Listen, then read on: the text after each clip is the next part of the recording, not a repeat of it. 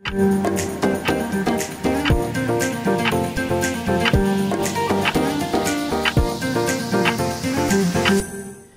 allons cette semaine lire l'histoire de Noach et du déluge. Une histoire très connue et une histoire qui commence par à la fois une description de ce qu'est devenu le monde malheureusement et en opposition ce que a réussi à être le personnage de Noach et qui va justifier donc à la fois son sauvetage à lui et celui de sa famille et grâce à lui ensuite recommencer l'humanité. Alors le texte nous dit, c'est le Rav Hirsch qui fait cette remarque-là en opposant clairement ce qui est dit au sujet de Noach de ce qui est dit au sujet de sa génération, que Noach était Ish Tzadik Tamim Bedorotav. Donc Tzadik Tamim, on peut traduire Tzadik juste, donc un homme qui pratique la justice.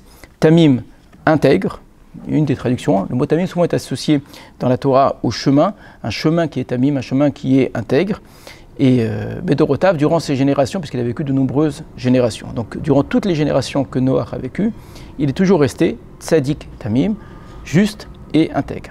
En opposition, on nous dit que la génération qui est celle qui va connaître le déluge est une génération qui est Vatishachet haaretz, Vatimale haaretz Hamas, la terre s'est corrompue et la terre s'est remplie de Hamas. Hamas, en hébreu, le terme signifie vol avec violence, c'est-à-dire le fait d'abuser d'autrui de manière extrêmement violente, en imposant son autorité, sa force, sa puissance, pour prendre ce que l'on désire sans aucune justice. Eh bien, nous dit le Rav Hirsch, c'est là précisément, on voit la grandeur de Noach. Il était tzaddik par rapport au Hamas, c'est-à-dire par rapport à l'injustice, aux inégalités, à la force le droit du plus fort d'une certaine façon. Noach est resté tzaddik, c'est-à-dire que lui a su pratiquer la justice, respecter le plus faible, ne pas user de sa force pour obtenir ce qu'il voulait. Et face à une terre qui s'est corrompue, la notion de corruption de la terre, il faut le comprendre évidemment, de quoi il s'agit, c'est quoi que la terre s'est corrompue. C'est-à-dire que les règles qui sont les règles morales de base, les règles qui sont, on peut dire, les règles de société généralement admises un petit peu partout, il n'y avait plus rien, tout était permis. Donc cette fois-ci, il ne s'agit pas de violence nécessairement, même sans violence. L'idée d'une sorte de liberté totale donnée à un individu qui fait tout ce qu'il désire sans le sentiment de moralité et d'interdit qui serait inhérent, on pourrait dire même à des règles de société ou des règles de mœurs, eh bien Noach est resté tamim, il est resté intègre. Il a su garder et respecter, on va dire, ce frein intérieur, cette morale intérieure, et ne pas tout se permettre, et à la fois ne pas user de violence et en même temps garder une force intérieure. Et Bedorotav, dans ces générations, nous dit le Rav Hirsch, c'est évidemment comme, c'est bien connu, il y a un Rashi qui rapporte cette idée-là, que c'est dit à la fois comme une qualité et à la fois comme un défaut d'une certaine façon. C'est une qualité parce que Bedorotav, durant ces générations, il a su être tzaddik tamim, mais si je devais comparer en valeur absolue ce qu'était Noach par rapport à Abraham dans une autre génération, on aurait découvert qu'en fait Noach n'était pas si grand que cela.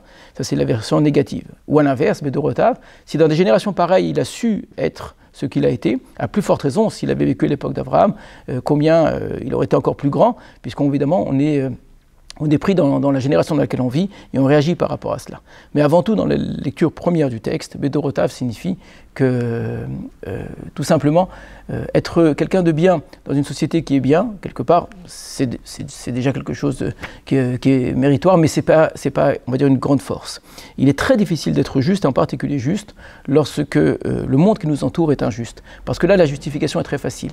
Si je vis dans un monde dans lequel c'est la loi du plus fort qui prime, où on me prend sans aucune gêne parce que quelqu'un est plus fort que moi, parce qu'on me vole, eh bien, d'une certaine façon, on peut légitimer, de manière presque évidente, soi-même une certaine forme de violence. Parce que si tout le monde vole, le vol n'est plus interdit. Alors, et si moi je ne vole pas, je me fais avoir. Donc d'une certaine façon, rester tzaddik dans un monde qui est plein de Hamas, plein de violence, plein d'injustice, c'est laisser place à cette injustice et la subir nécessairement. Et donc c'est certainement pas faire œuvre de justice, au contraire, c'est laisser place à quelque chose qui est encore plus injuste. Et bien malgré tout, ne pas penser comme cela et se dire je n'ai pas à tenir compte de ce que les autres font autour de moi et malgré tout je reste juste, même si je sais très bien que je vais être juste avec des gens qui eux-mêmes seront injustes, je vais être juste alors que je vais subir et je vais perdre à cause de cela, quelque chose qui est très difficile. C'est peut-être la grandeur de Noach, eh bien de ne pas avoir tenu compte du monde qui l'entoure et d'avoir perpétué son propre chemin de justice et d'intégrité.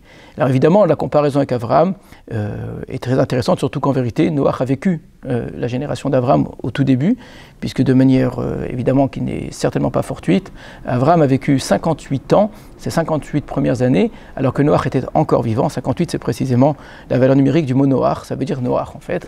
Donc il y a chez Abraham un début d'histoire, avant qu'il ne devienne Abraham que l'on connaisse, qui quitte sa patrie, etc. Noach et Abraham ont vécu un certain temps. Et ce temps-là était encore le temps de Noach, mais n'était pas encore vraiment le temps d'Abraham. Donc c'est une façon de montrer que c'est sûr qu'Abraham a dépassé Noach d'une certaine façon, et on le dit parce qu'il n'a pas été juste pour lui, il a été juste pour les autres, il a su changer les autres autour de lui, ce que Noach n'a pas réussi à faire. Il a réussi à sauver d'autres, à sauver le monde d'une certaine façon, sans chercher simplement à se sauver lui-même, ce que Noach n'a peut-être pas réussi à faire, mais en même temps, il y a cette idée qu'il y a une sorte de passage de relais, et que Noach, d'une certaine façon, est celui qui ouvre la voie, qui va être celle d'Abraham et du peuple d'Israël ensuite.